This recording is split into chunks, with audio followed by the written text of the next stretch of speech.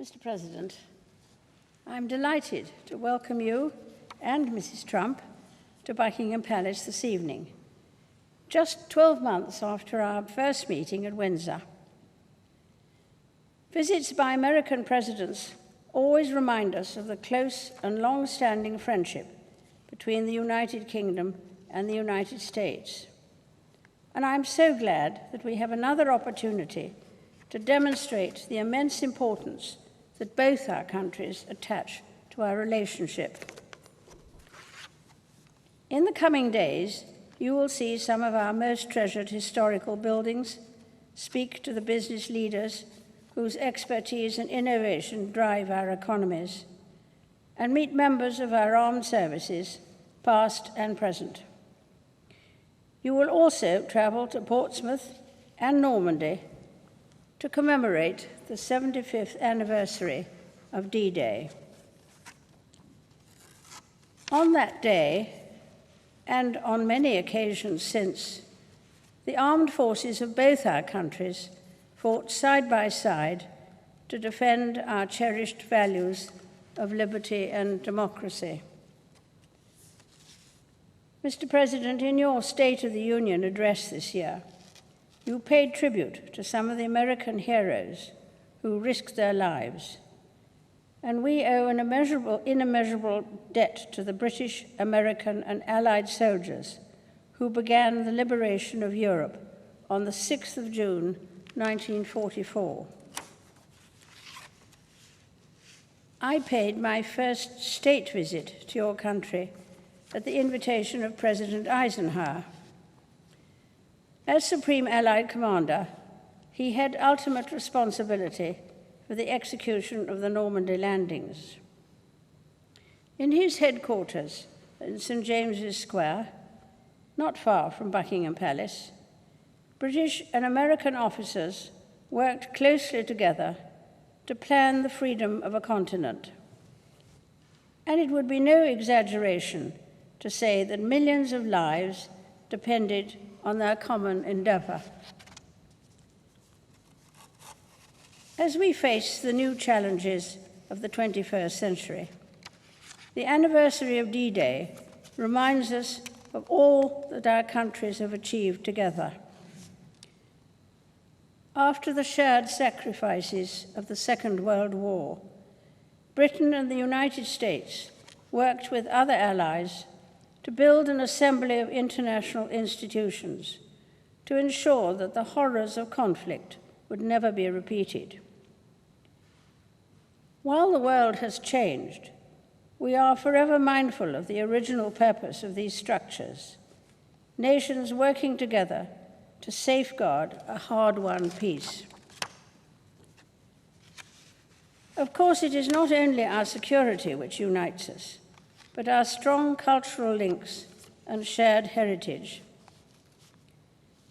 Every year, there are almost 4 million visits by Americans to the United Kingdom, with a great number claiming British descent. And with your own Scottish ancestry, Mr. President, you too have a particular connection to this country. We are also bound by the strength and breadth of our economic ties as the largest investors in each other's economies. British companies in the United States employ over 1 million Americans, and the same is true vice versa. Mr. President, as we look to the future, I'm confident that our common values and shared interests will continue to unite us. Tonight, we celebrate an alliance that has helped to ensure the safety and prosperity of both our peoples for decades, and which I believe will endure for many years to come. Ladies and gentlemen, I invite you all to rise and drink a toast to President and Mrs. Trump, to the continued friendship between our two nations, and to the health, prosperity, and happiness of the people of the United States.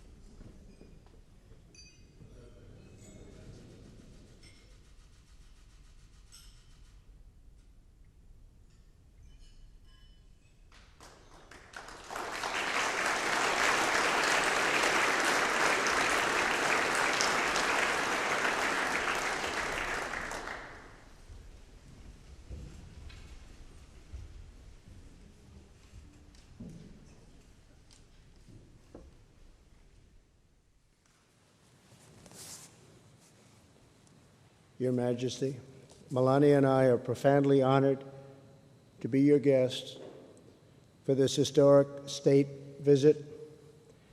Thank you for your warm welcome, for this beautiful weather, your gracious hospitality, and Your Majesty's nearly 7 decades of treasured friendship with the United States of America. This week, we commemorate a mighty endeavor of righteous nations and one of the greatest undertakings in all of history. 75 years ago, more than 150,000 Allied troops were preparing on this island to parachute into France, storm the beaches of Normandy, and win back our civilization. As Her Majesty remembers, the British people had hoped and prayed and fought for this day for nearly 5 years.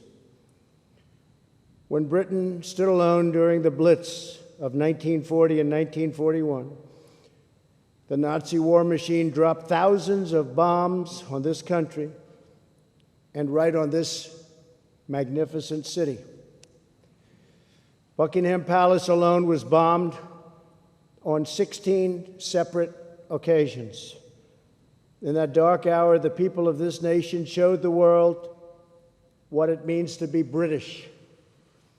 They cleared wreckage from the streets, displayed the Union Jack from their shattered homes, and kept fighting on to victory. They only wanted victory. The courage of the United Kingdom's sons and daughters ensured that your destiny would always remain in your own hands. Through it all, the royal family was the resolute face of the Commonwealth's unwavering solidarity. In April 1945, newspapers featured a picture of the Queen Mother visiting the women's branch of the Army, watching a young woman repair a military truck engine. That young mechanic was the future Queen, a great, great woman. Her Majesty inspired her compatriots in that fight to support the troops, defend her homeland, and defeat the enemy at all cost. We also pay tribute to Prince Philip's distinguished and valiant service in the Royal Navy during the Second World War. On D-Day, the Queen's beloved father, King George VI, delivered a stirring national address. That day he said, after nearly 5 years of toil and suffering, we must renew that crusading impulse on which we entered the war and met its darkest hour. Our fight is against evil and for a world in which goodness and honor may be the foundation of the life of men in every land. This evening, we thank God for the brave sons of the United Kingdom and the United States who defeated the Nazis and the Nazi regime and liberated millions from tyranny. The bond between our nations was forever sealed in that great crusade. As we honor our shared victory and heritage, we affirm the common values that will unite us long into the future: freedom, sovereignty, self-determination, the rule of law, and reverence for the rights given to us by Almighty God. From the Second World War to today, Her Majesty has stood as a constant symbol of these priceless traditions. She has embodied the spirit of dignity, duty, and patriotism that beats proudly in every British heart. On behalf of all Americans, I offer a toast to the eternal friendship of our people, the vitality of our nations, and to the long-cherished and truly remarkable reign of Her Majesty, the Queen. Thank you. Thank you.